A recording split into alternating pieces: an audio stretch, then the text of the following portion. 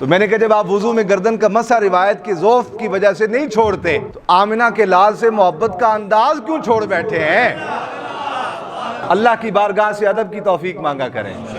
ادب والوں میں رہیں گے انشاءاللہ تو چہرہ چمکتا رہے گا، ادب والوں میں مریں گے تو انشاءاللہ قبر بھی صبح قیامت تک ٹھنڈی رہے گی انشاءاللہ۔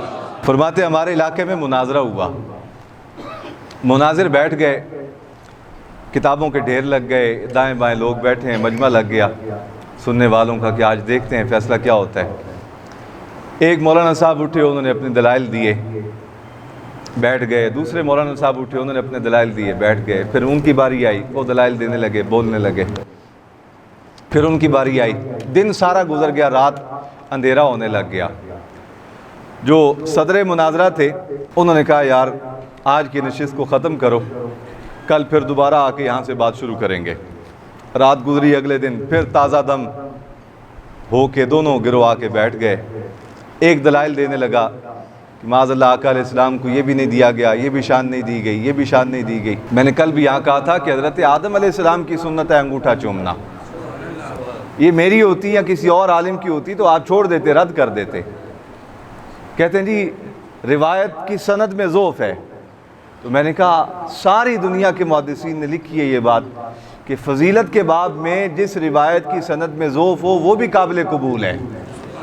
مثال کے طور پہ آپ وضو کرتے ہیں، دوران وضو سر کا مسح کرتے ہیں، سر کا مسح تو قرآن سے ثابت ہے، وَامْسَحُوا بِرُؤُوسِكُمْ، سروں کا مسح کرو۔ اب یہ جو آپ گردن پہ ہاتھ پھیرتے ہیں، میں آپ کو بتا رہا ہوں پوری دنیا کے علماء سے جا کے پوچھیں، گردن کا مسح کرنے والی جو روایت ہے اس روایت کی سند میں ضعف ہے۔ چھوڑ دیں، پھر ساری امت چھوڑ دے گردن کا مسح کرنا، لیکن کوئی چھوڑتا ہے؟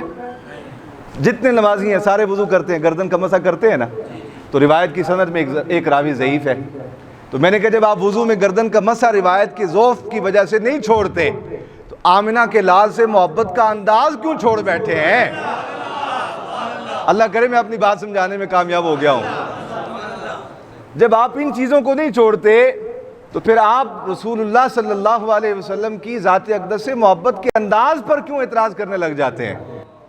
یہاں پاکستان میں وہ ارطغرل چلا کسی زمانے میں، تو ترکوں کا وہ مزاج دکھایا انہوں نے کہ وہ آقا علیہ السلام کا نام سنتے ہیں تو سر کو جھکاتے ہیں اور دل پہ ہاتھ رکھتے ہیں۔ سعودی عرب میں ایک مولوی صاحب رہتے ہیں، وہ اس پہ انہوں نے یوٹیوب کھولا اور چڑھانا شروع کر دیا مواد، یہ ہے وہ ہے، ایسے ہے ایسے ہے ایسے ہے۔ میں نے کہا فلمیں تو پاکستان میں بھی بنی، دنیا میں بھی بنی، جہاں جہاں دنیا میں آباد ہے وہاں فلمیں بن رہی ہیں، بلکہ اب تو افریقہ کے جنگلات پر بھی فلمیں بن گئی اور موجود ہیں نیٹ پر۔ کسی فلم پر آپ کو اعتراض نہیں، فلم اچھی ہو یا بری، ویسے ہوتی بری ہے فلم جو ہے۔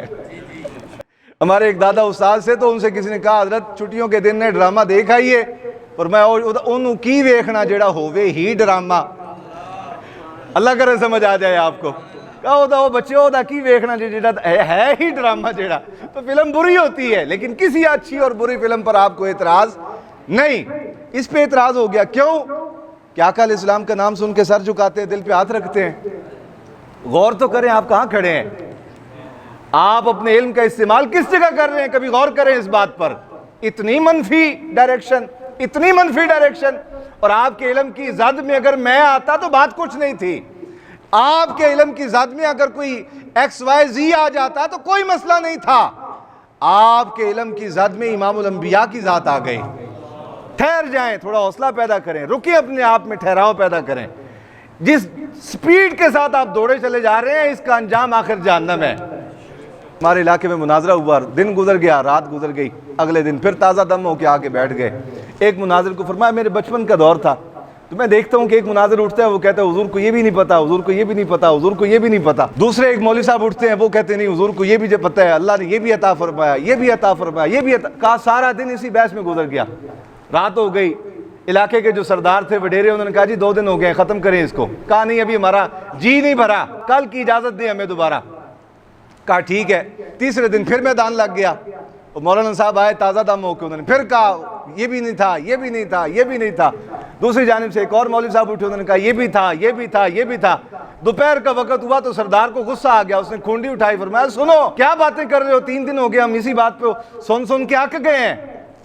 اور تو یہ بتا جو کہتا ہے یہ بھی نہیں پتا تھا، یہ بھی نہیں پتا تھا، یہ بھی نہیں پتا تھا، اور کمینیا تیری تو ساری کی ساری باتوں سے آقا علیہ السلام کی شان کی نفی ہوتی چلی جا رہی ہے. ہمیں تو تیرے ایمان میں شک ہونے لگ گیا ہے. تو مناظرے کر رہے اور دلائل دے رہے، تیرے تو دلائل رہ گئے ایک طرف، ہمیں تو تیرے ایمان پہ شک ہونے لگ گیا کہ تو بڑھتا بڑھتا بڑھتا بڑھتا یہاں تک آ گیا کہ اس کا بھی نہیں پتا، اس کا بھی نہیں پتا، اس کا بھی. جب قرآن کہہ رہے، مولوی صاحب نہیں آپ کے سامنے بیان کر رہے، قرآن کہہ رہے کیا؟